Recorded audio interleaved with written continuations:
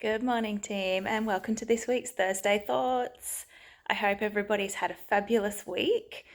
I've just reposted something this morning from an influential person called Adam Sullivan. He runs the evidence-based training program, which I have been involved in the past.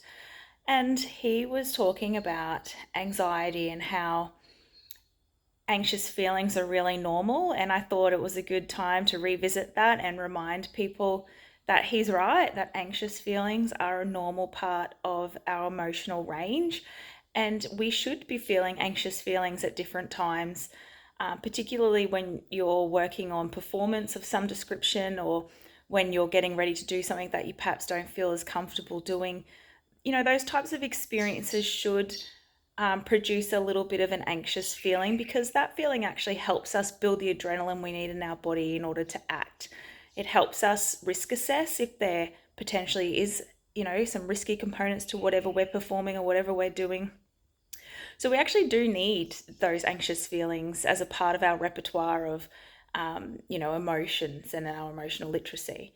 But as he mentioned, and as I've mentioned before as well, and I'll pop the visual back in for you just below, the reminder is that it shouldn't impact your daily life to the point where your routines are suffering.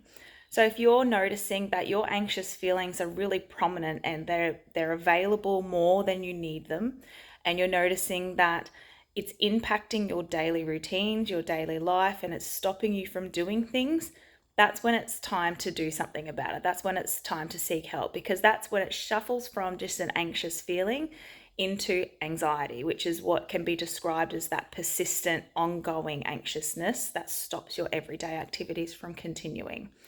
So, important to be able to identify the difference.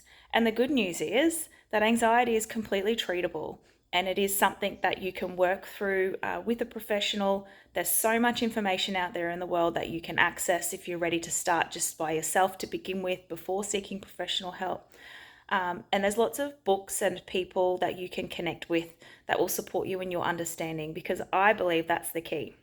If you can recognize it for what it is, then you can do something about it. I hope you all have a fabulous week, and I'll see you next Thursday. Bye bye.